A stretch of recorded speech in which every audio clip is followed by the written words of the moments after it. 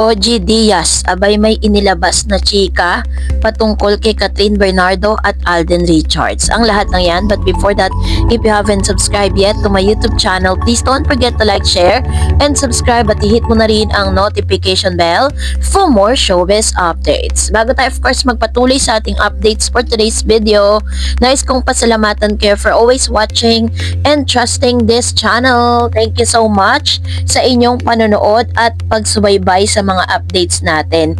No, sa isang episode nga nitong si Mr. OG Diaz ay naglabas po ito ng ilan sa mga nasagap niyang balita patungkol kay Catherine at Alden. Panoorin natin ito. Gagawa raw ng Marimar o yung remake ng Marimar starring Catherine Bernardo and Alden Richards. Ang dami kasi, interesado raw si Catherine. Kabalit si Alden. Kaya parang pinag-iisipan pa kung ipupush niya yan o hindi. Alam mo, sa mga fans ng Kat Ben, magandang balita yan kahit nga anong teleserye or kahit nga anong adaptation niya na Mexican series or ng Korean series, di ba? Ang importante sa Kat Ben, karoon sila o makita nila yung kanilang idolo na magkasama. Kaya lang hindi pa po yan sure. Yan po ay nilalatag pa lang. Pero meron. Inilalatag pa lang.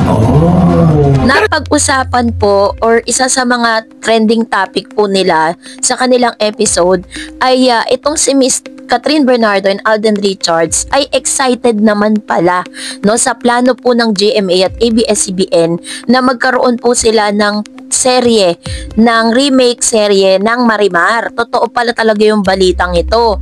At base po sa kanyang source ay inilalatag na daw di umano ito pong proyekto na ito. Pero kung sa percentage parang 50-50 siya.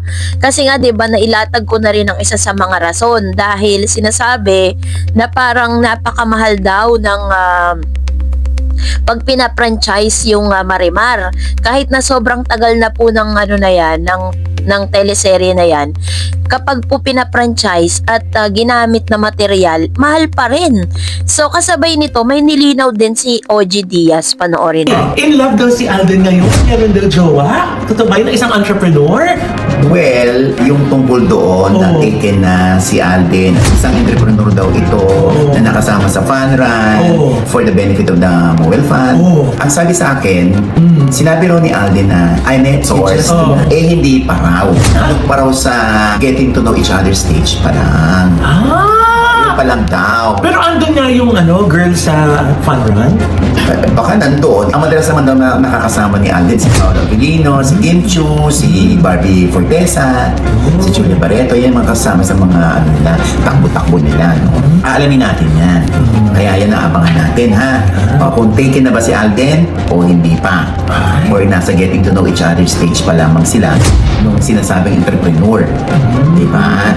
Nilinaw din ni Mr.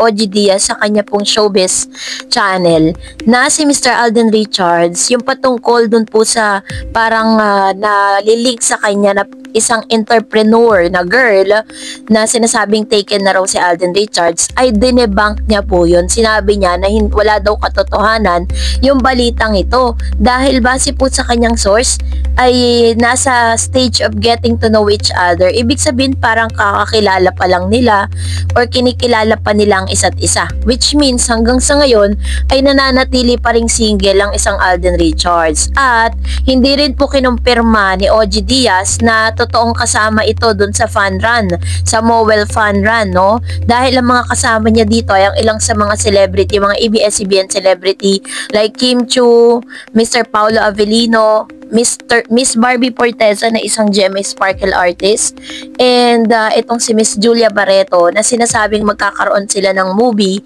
this year 2025. So yun yung ilan sa mga paglilinaw nitong si Mr. OG Diaz. So which means totoo nga talaga na meron po silang nilulutong proyekto para sa Kat din. Kaso nga lang syempre parang ang dami na pong nangyari, 'di ba? Parang ang dami na pong nagsasabi sa ex na parang it's too late para po magkaroon ulit sila ng movie sa dami ng mga lumabas na balita na parang yung init ng pagtanggap is hindi na ganun katindi katulad ng Hello Love Again. So, dahil dyan, narito naman ang ilan sa mga komento ninyo. Unahin natin ang komento mula kay Flower Soon. Sabi niya, Kat, sana wag mong suwayin ang payo ng magulang mo. Nakita na nila kung anong ginawa ni Daniel kay Kat. Kalimutan mo na si Daniel, Kat. Ang pangit naman balikan ng nakaraan, Kat. Looking forward ka naman. Parang wala nang lalaki sa mundo. Iwanan mo na ng tuluyan ang nakaraan, Kat.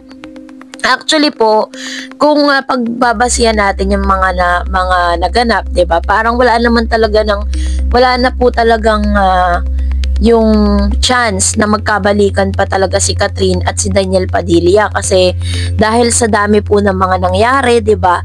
At hanggang sa ngayon, kung mapansin niyo, 'di ba, doon po sa party nila, hindi natin sila nakitang nagkasama or mag-usap, 'di ba? Sabi ni Mr. Minya Mangilan, kung hindi na si Alden, okay lang, si Joshua naman okay lang kasi ibang-iba silang network. ABS-CBN ang gusto na nilang ang partner. Ayan. Tama naman, 'di ba? Kung ayaw talaga o hindi talaga mapagbigyan ang patungkol dun sa kanilang dalawa na project, pwede naman na kumuha sila ng ibang artista kasi hindi naman talaga sila iisang network at hindi po sila talaga love team, 'di ba? Nagkataon lang na talagang tumabo po sa takilya yung kanilang movie together dahil talagang talagang for how many years sinantay sila ng Kat din. Tapos nataon pa na single pa si Catherine. Sabi ni Miss Marisa Roque, oo, tama po ang mga magulang ni Kat, si Alden lang ang gusto makapartner namin, si Alden lang, wala nang iba. Kat, pag hindi si Alden ang kapartner mo, maraming magagalit sa'yo at pati ang mga magulang mo.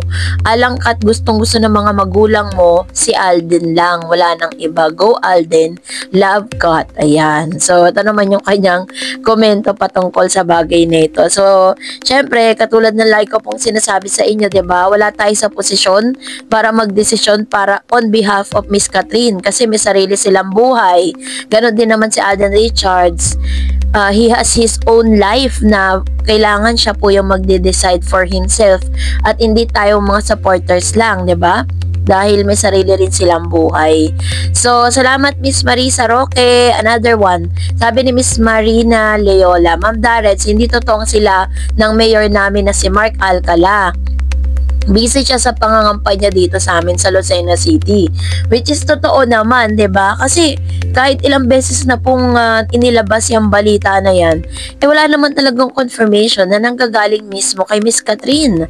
Walang pag-amin. Tapos sinasabi pa ng ilan na ibubunyag daw yung katotohanan kapag tapos ng eleksyon kasi para daw hindi magmukhang ginagamit si Catherine. Ganon yung sinasabi nila eh. 'Di ba? Pero syempre, at the end of the day, is aantayin pa rin natin kung ano talaga ang katotohanan between them, 'di ba? Hindi tayo pwedeng mag-conclude dahil lang sa mga hearsay. Much better, sabi nga ni OG, kahit ilang beses niyang sinasabi na naniniwala siya si Mark at si Miss Catherine, 'di ba? Pero ang announcement ni Catherine, single siya. Doon daw ang paniwalaan natin. Sabi ni Miss Bioli Dano, ang Kat din pang movie lang, wala lang iba. Sa true to life, hindi na siguro sila makikita mo naman sa kanila. Ayan. So, parang tanggap na rin ni Miss Bioli Dano, no? Kung ano man yung kahinat na nilang dalawa. So, that's it for today. For more videos and updates, please don't forget to like and subscribe. And please don't forget to follow my Facebook page, Dar Eds TV. God bless everyone!